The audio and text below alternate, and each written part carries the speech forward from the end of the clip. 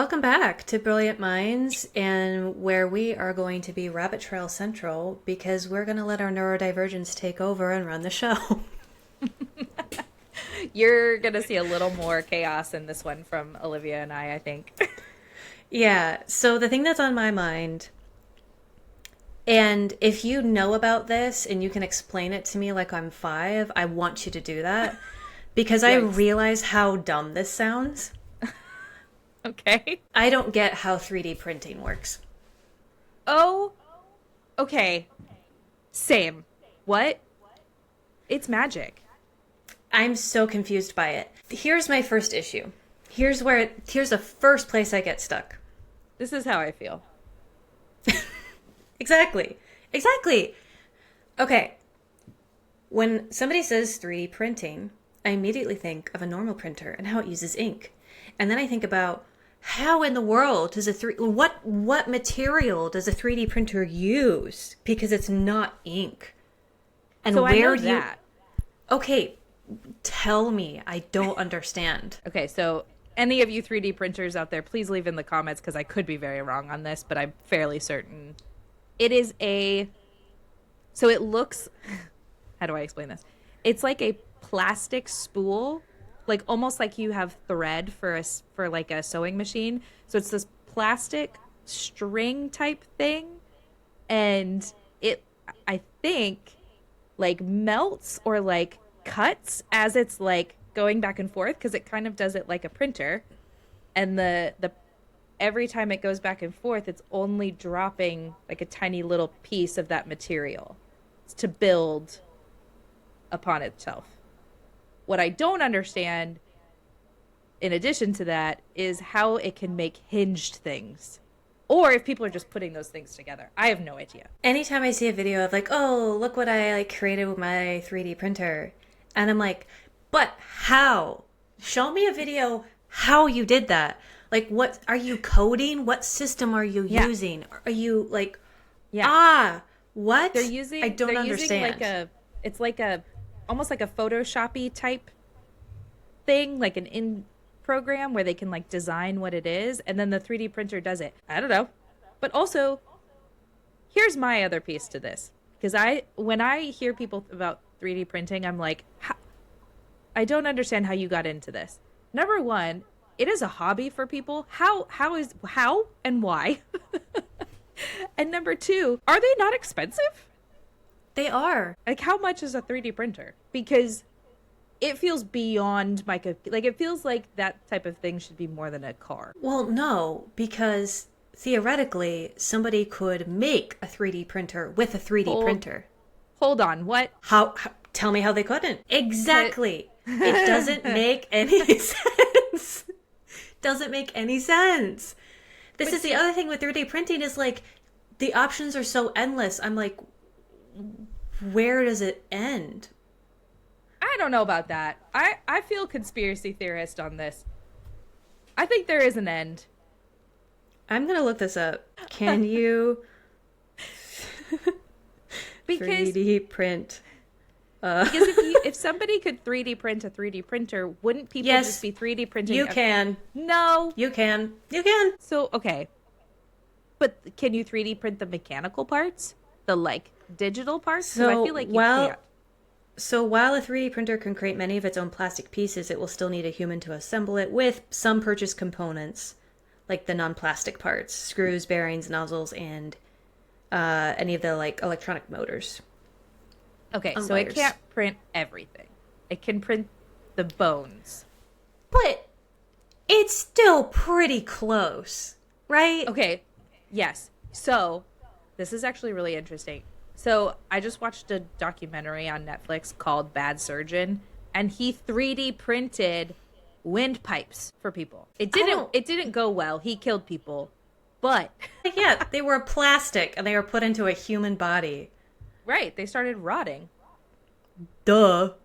It's not like we put like any kind of metal in a human body and are like, that should suffice. Right. This documentary was crazy.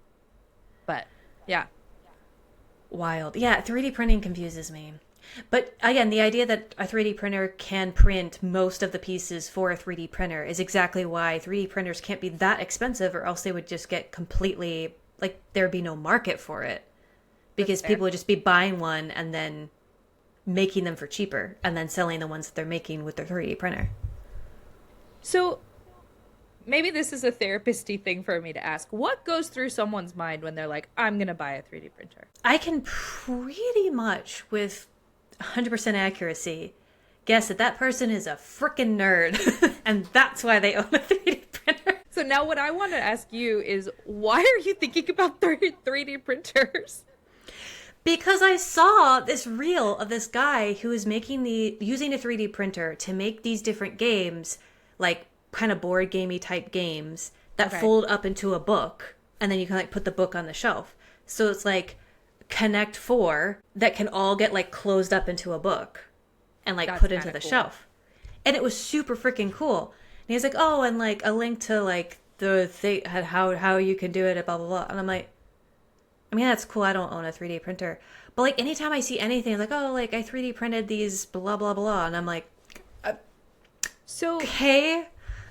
So he's selling the blueprints to print the thing? He's not just selling the thing? I don't know. I didn't really like look into it. But like, so obviously I think there'd be a like market for both, to be able to sell both. See, now here's the thing that I think about a lot. Coding doesn't make any sense to me. Even though I built a MySpace page using HTML code back in the day, coding doesn't make any sense. Okay, you just said you were a millennial. Thank you for the update. People who can tell me that they like put a bunch of code in and then it like built this really beautiful app, I'm like, huh? You did dot dash dash colon PSJ and it made this like rainbow? Yeah, who knew the pumpkin spice jars were at it again? I have a lot of respect for Thank you. I have a lot of respect for coding. My dad's a coder. My brother's a coder. And my dad, just absolute brag in the world. Just like the coolest guy, extremely intelligent. He makes programs for fun from scratch. He's created coding languages. Okay, do you want to hear the latest program he created from scratch? Yes, please.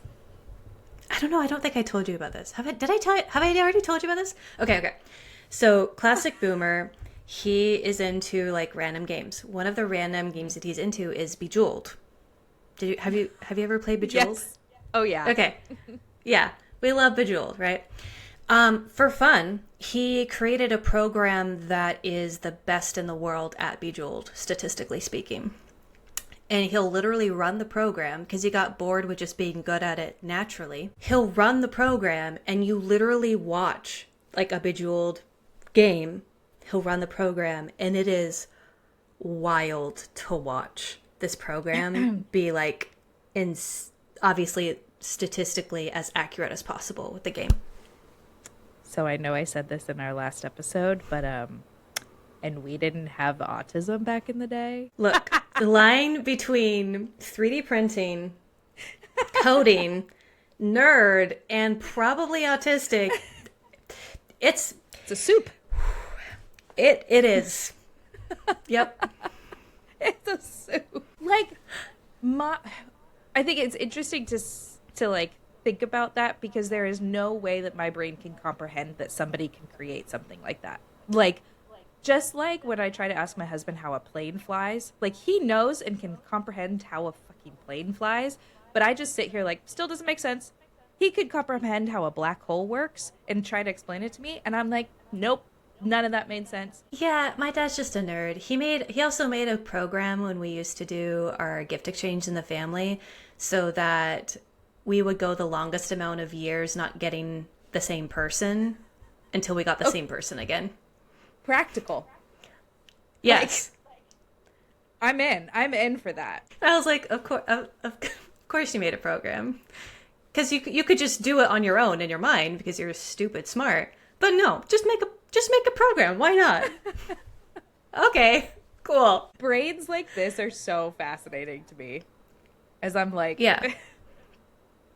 What? Yeah. I have Oh. speaking of like black holes, there's these different set of books for kids that is about different like scientific things.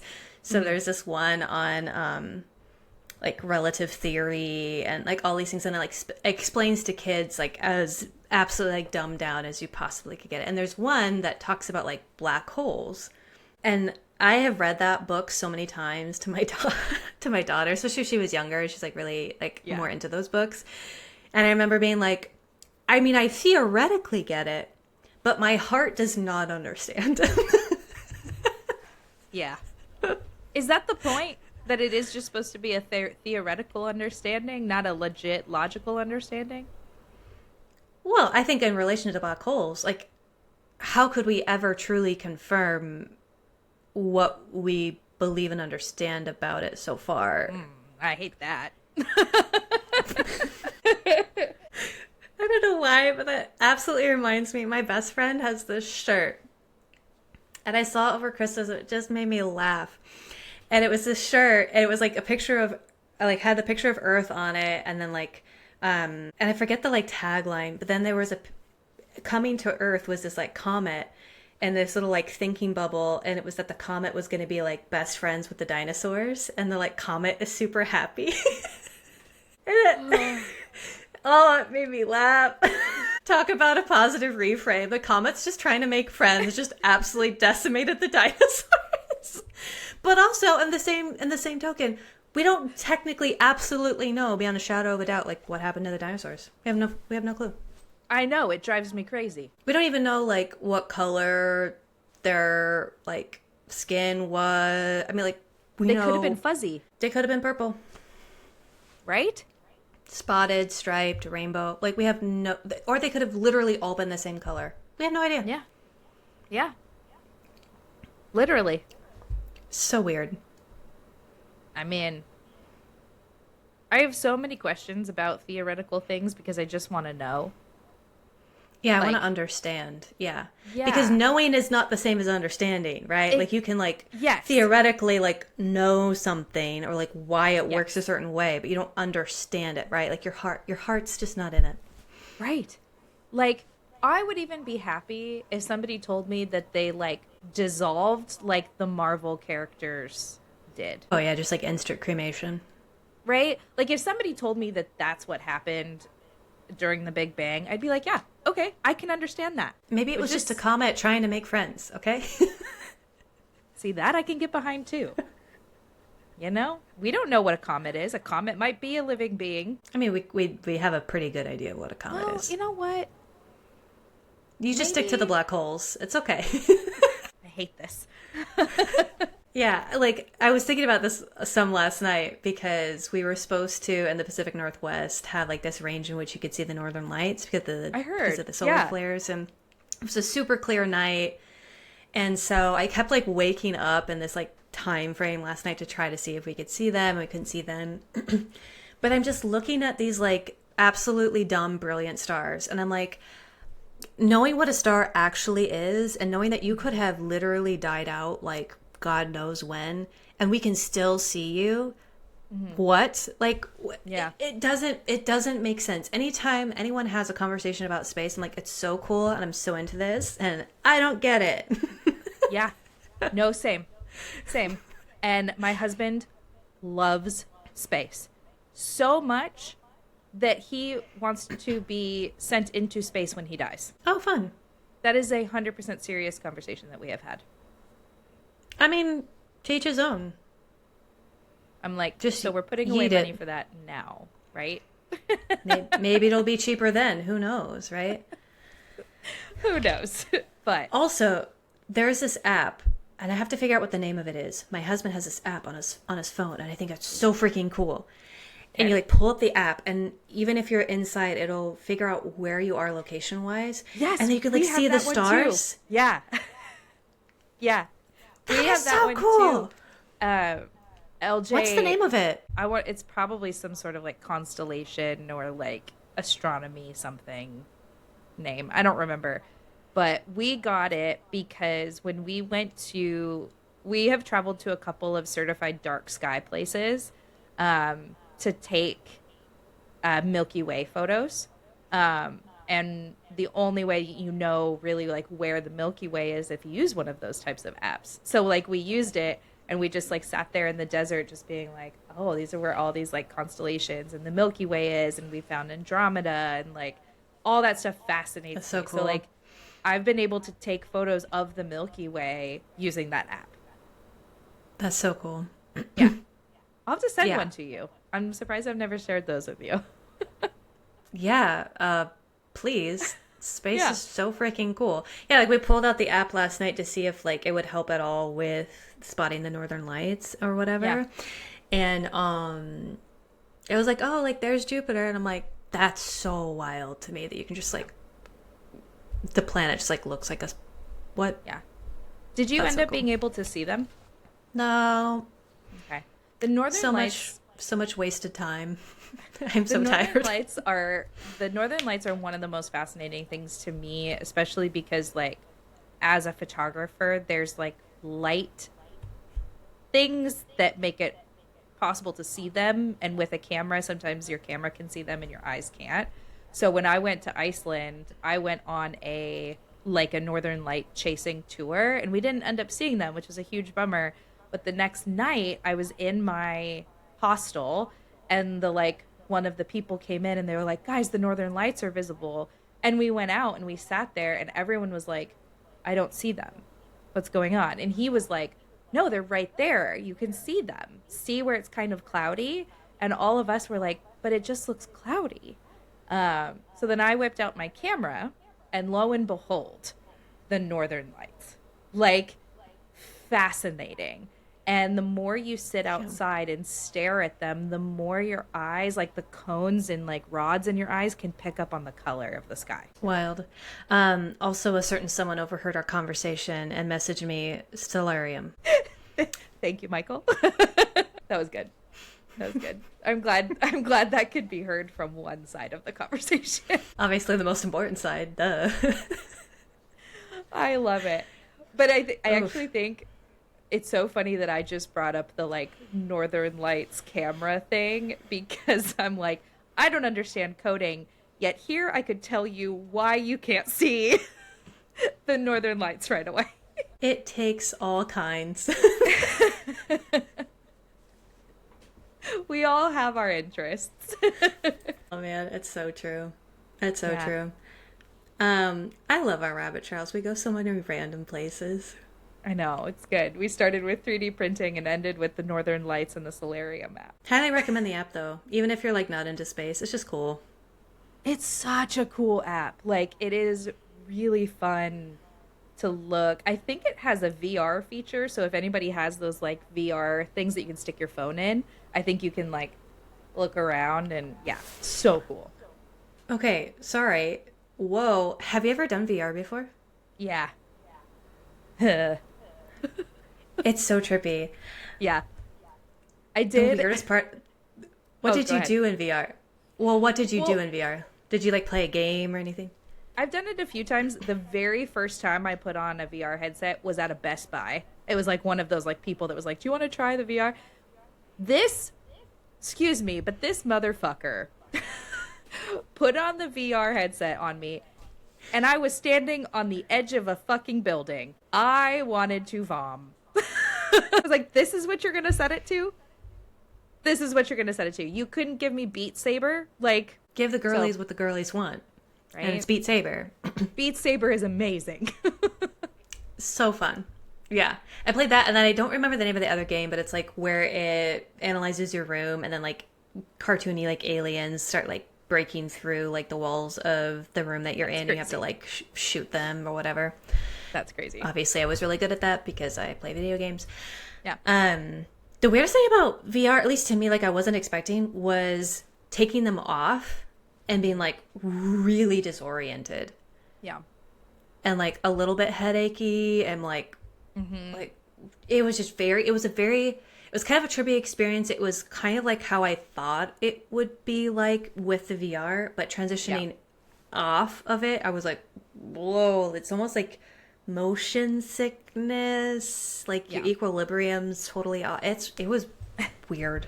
It was weird. Now I don't want to get into this too deep because this might be another rabbit trail episode. So you know how I have this like weird brain eye condition situation? Mm-hmm. So VR doesn't work 100% for me because of the way that my eye is all fucked up. So like I can do it, but it is like I see double essentially. So like I can't even look through binoculars.